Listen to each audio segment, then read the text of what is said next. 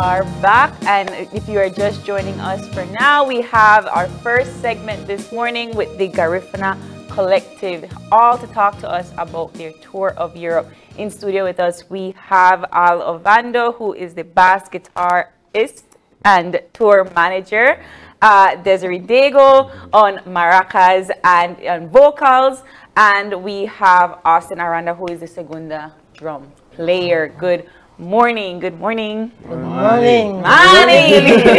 Open your eye with it. Start your morning right. It's right. Good. I like it.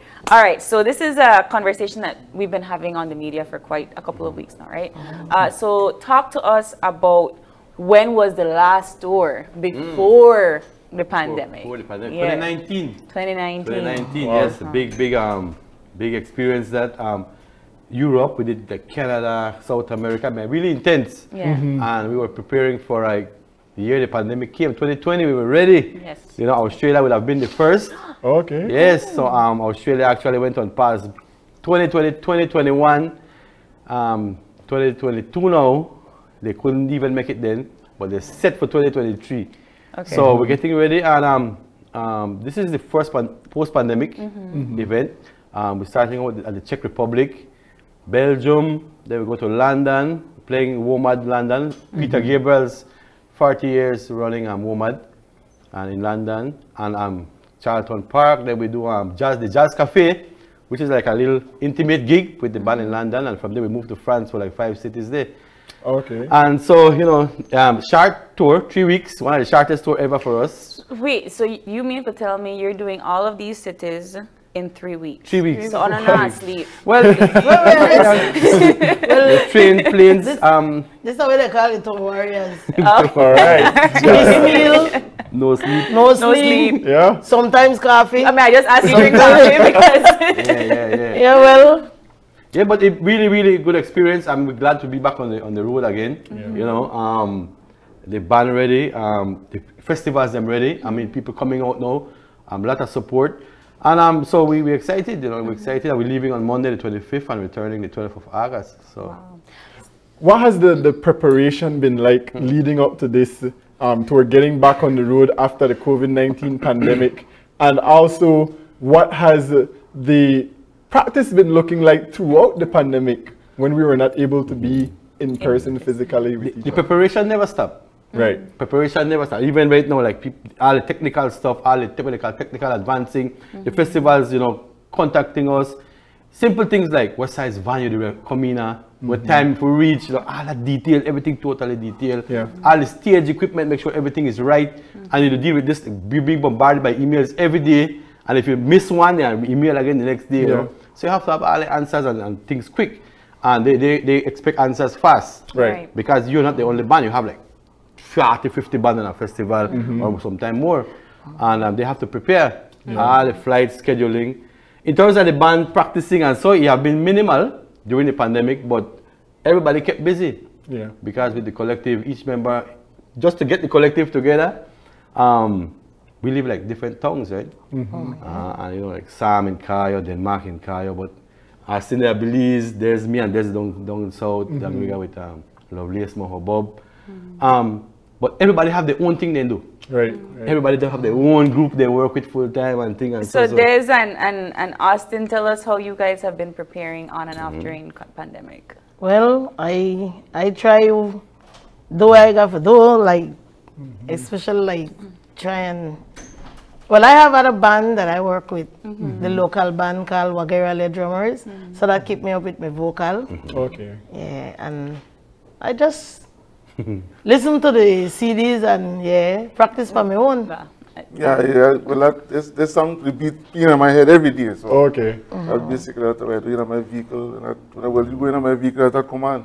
Yeah. The collective, so you know, miss a beat, I got a second play as well. I've been You have told to get a that pattern. drummers always have a space to practice. Always. Yeah. Yes. I guess my group partner was the best operator. Right. But when we were off camera, we were asking and we were talking about how you prep for the festival. When do you get noticed? Like, when do you know that you're invited to come? Okay, so the way it works is that we have agents that represents the band and markets the band We have an agent in Europe, one in Canada, one in the US, one in South America, one for Australia, and the New Zealand area. And so they have our electronic package, and they torment every festival, every venue. Wow. And so they have our story, and they try to sell it.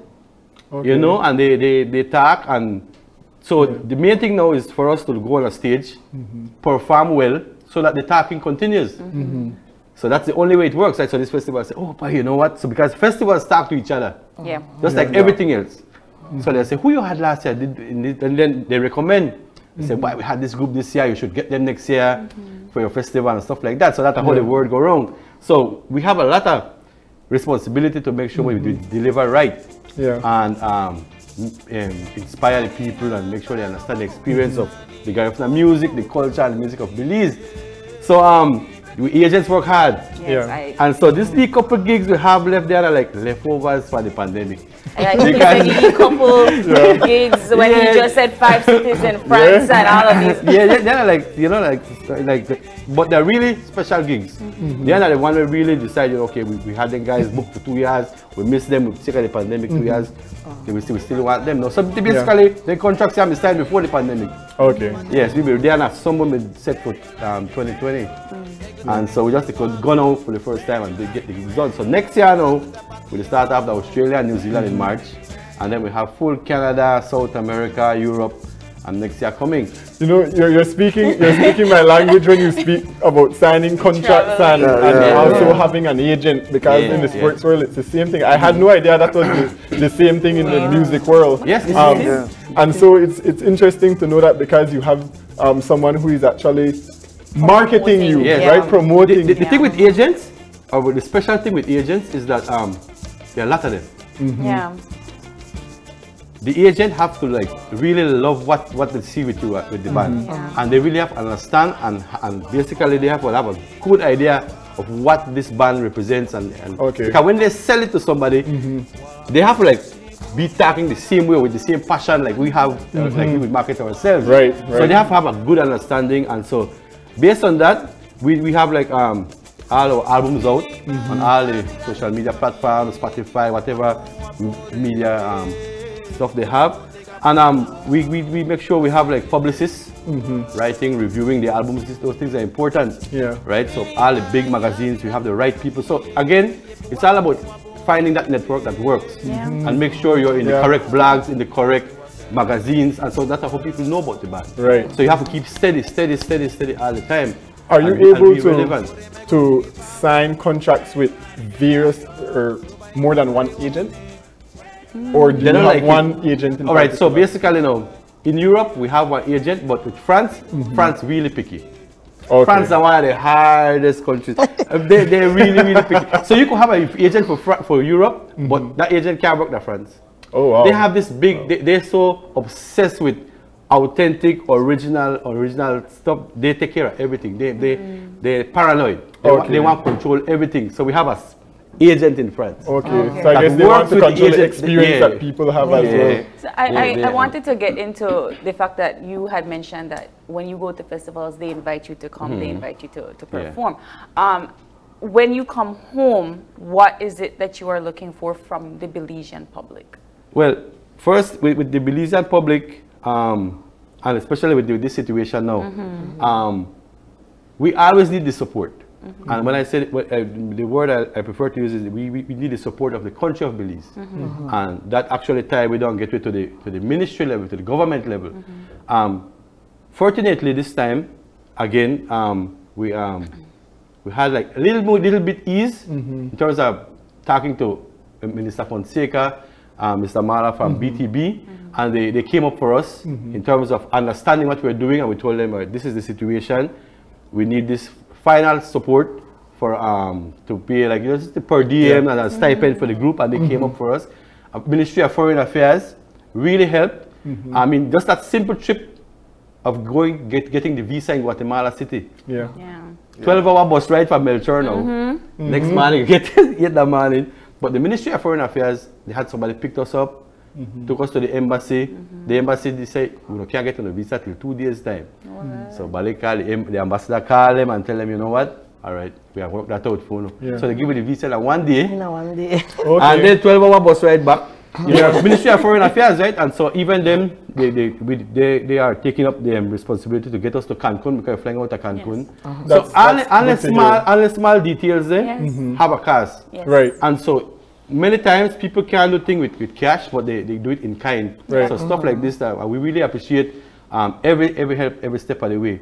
And so you know we have the blessings that we glad that we have people understanding more now. So how I we mean, operate. I don't know about Brighton, but like we listened to Garifuna Collective for many years, right? And so I know that you have had artists come, artists go, artists grow, progress, and out and into the band. So how many members are going this time for the tour? 8 members. Yeah, 8 members traveling. The tour group has although we work in the studio together, the whole element of the music is different. We have like when you talk about album, man, like what 30-40 people involved, especially in the days with like Watina with Andy Palacio and Pan Labor and the guys. Remember the first album with Watina? Yeah. Man, the guys rent out a whole place on Sandy Beach in Hopkins, and I remember that we so far back. I just set up the equipment. Yes, man, and I mean, like just people came in like tons of like a lot of musicians and artists come in and experiment. Right? And the guys from ever since, you know, and the Palacio, Aurelio, all the guys had this concept of experimenting with their own music, and that's how that whole thing come out. But always any album, at least more than 40 musicians or so involved here. And you can check the credits. You know, writers, you know, like players, and we depend on these guys to like find the songs, the melodies, right? Yeah. That was going to be my question. That was Translate. how do you know it's going to be a hit? No. Right. No matter the people make the people get your hit. People like the feel like that. Yeah. The people. You don't just get up and say, "All right, a hit song." The people make the song a hit song. Right. How do you prepare when you're starting to do your when you start to experiment? I guess, is the word. Right. Yeah. Yeah. For me, Right. different, you know, because for me, it really different. I don't sit down and write like pen and paper. There are times when I have a lot of things on my mind and so, and I would just go up on the beach side and sit down there and watch the waves, and then write a song right there. And when I get That home, is man or artist yes. right there. I just go up on the beach, man. I sit down there and get a little fresh air, and then songs start right there. Inspiration. Yeah, we depend on them a lot. We depend on writers and the stories, right? And the guys are like, and your father, Junior Aranda, you know, like great Parandero involved, you know, he's his father. So we every time. The hardest thing with we in the studio when you're working on tracks, we record a lot of stuff we don't use because it just not fit. You still not feel that vibe, you know, emotion, and you try find the elements at work. And most of the time, it's the more deeper rooted melodies, right? Like sometimes we hear like Abe Mahani and Aru Mahani's way. There's this thing. Man, we still try to experiment with those. Like musically, we still can't grasp it yet. Yeah. And sometimes the way it works too is that we build beats. Okay. And so we work back way. We work like reverse. We build the beats and we ask Des come in. And Des will say, "Oh, look crazy. This is not the work. This is not the work. This is not the work." And then you try and match it. You make fusions and stuff, right? And then, but we have some good creative people, man, like Bob. He's just amazing how he work. You know, Chela. When they come in. Then he could come in through the door and he hear a beat and he done the sing already. One of the greatest things about the Garifuna Collective in my perspective is that you guys keep the language alive. So how are you as the band using that influence to keep that cultural aspect, which is in regard to the language, not just the music, alive for the younger generations? Well, I start from home, you know. Yeah. I start from home with my kids. Because right now, my daughter, she could go and sing for Jankuno for the whole day. I carry her go do a Bema honey. I carry her go sing with me and stuff like that. And I try pass it on. And I even invite other people who would want to learn and to teach them. Yeah, well, basically, when it comes to drumming, we have a back at the La Robea. You know, everybody like there. So that's like a base where I go. Chill out. Where I go chill out now. So a lot of young kids just teach the song, and translate the song. Young kids, so just keep it going. Because everybody want to be on the Palacio, right? So I wish people at home could be here in studio right now to just feel how light the energy is in here. And it's a goddess presence. Right. It's a thing of having cultural pride, having national pride, and it's so nice to see you guys going back on the road again. Tell us what the thrill is like when you step foot on that stage and that first beat drop. Well, right now, that must be the most happiest and exciting thing for me. Why? Because I was sick. I didn't travel with the band in 2019, but I'm blessed now with another year or more to travel, and I give thanks for that. So I think that when I hit the stage, I'll be that. What happens when you are on tour and you have to do interviews with that's one of the biggest aspects of the touring. And sometimes the musicians give up, but we have the 1 and 2 person who are strong because most of the media stuff super important, and they always have hard times. I remember one time when I was at Paris with the Palacio, like he had this interview on the radio 2 a.m. I said, who went with you? Actually, he got himself. Nobody. And I saw this thing work, and but totally important. We have a bunch of media stuff lined up. We have a road book that explains everything, that shows the band everything, all the performance, pick up, hotel time, but also have all the other side things. And then there is this element of workshops. Most festivals have a educational component, and really fit right in line because it gives you a chance to be more intimate with a set of audience. You know, on the big stage, you don't just act.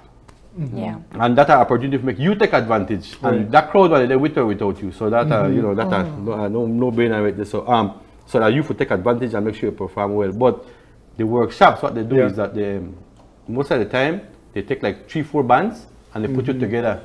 And so you meet bands for the first time and they tell you, okay, play now.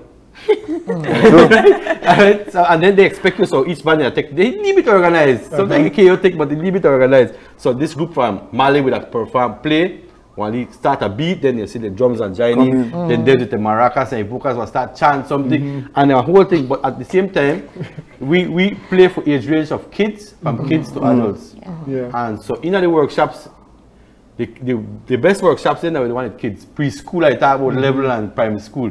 They ask you some questions you never know about. They ask they ask you one time, you don't fight with one another. I mean, that's a good question. and then so they say no, but they yes. But right? But create that kind of questions come up, and then people get to know more about where you come from, right? You know what you represent. It speaks to that element of cultural tourism and certainly how you guys are making an impact in the wider international community and impacting tourism back home. How do you select the music that you're going to play for the festival? I guess that's what Des and we just had a rehearsal. How not selected? They select the song, I do the rhythm. It's a collective. We have select the song, left it to me, we are putting the rest. Okay. we have so much songs in terms of albums, and they have songs we wish we could start playing more too, but we have a set of songs that works, and so basically the story has to be like one big story on a stage. So the set list very, very important. From the first song to the last song to the middle to how you arrange everything. Sometimes the guys that come and show me a list, I say, no, we have to go through it. I say, no, this is not work. We could try this, we could change it, we could change this. And that's super important. And at the same time, you want to make the audience have this full experience. Right? You want to make sure they get the sense of who was Pan Labor, you know, who store, you know, all the guys, and the Palacio, and the whole other part they were involved. And also the new, like, Des and have an album with the collective with Stone Tree Records. The Umalali album. Should I get sell me up? The Umalali project that they did, right? That was the project after Watina. After Watina. Right. And the Palacium, one of his dreams was to have an album with all women, because women are the writers, you know. Most of the writers from in terms of like history and so historically. That's what they claim, and you know, they had an album, and so we have like songs from that, and so they have really close ties with like all the songs, but the set list, and when you get up there, the venue or the festival tells you how much time you have. Yeah. So we have to ready for a 30-minute set sometime, and how you fit that whole story night, 45 minutes, and they have an hour, and then you also have like the Jazz Cafe now in London. How would you fit Garifuna Collective in a Jazz Cafe? Well, the Jazz Cafe is a name. Okay. But the biggest artists are kind of hip-hop, rap, R&B, people have passed through there. Different genres. Yes, that's a name, but a really prestigious club in Camden, London. And we have a big promotional team promoting that. We have the British High Commission of Belize helping us with that over there too, in terms of getting out the diaspora to come out. That are the more intimate gigs. That are the London gig. The big festivals at WOMAD that are like 800, 900,000 people for the weekend passing through. But the Camden one, the Jazz Cafe, that actually is like our own gig. So how you get people to come out? Now we have to prove to that festival, that club owner, that we could get 250, 300 people in there. Okay. Yes. So that are like hard promotion, just like every other gig. And I think it's going to be easy for you guys to pull off because, well, when you think about London and you think about there being perhaps one of the cultural hubs of the world and appreciating cultural music from other countries, I think you guys could pull it off. I think so too. Yes. We have a good team. I think we have a good team right now. Good promotional team. We have some good people who just started working with us for the promotion. But they say the same thing, no? So we just hope. Because they so let's go try prove this to the one. Final question before we wrap up. What other gigs and tours are going to be in store for the collective after Europe? So in the fall we have a Northeastern US event from like in October, and that will be all university gigs. Oh nice. University and schools. We have an agent up there that all she does from preschool to universities, like all type of schools. And then from there, next year, March, we do New Zealand and Australia. WOMAD again. So WOMAD, the big festival, we're playing this next weekend in London. They have WOMAD London, WOMAD Australia, WOMAD New Zealand, and WOMAD Argentina. Okay. So they have a bunch. Any in Belize? We have options right now. I mean, people asking for September already. And so we try line that up, but unconfirm it. But we'll get there.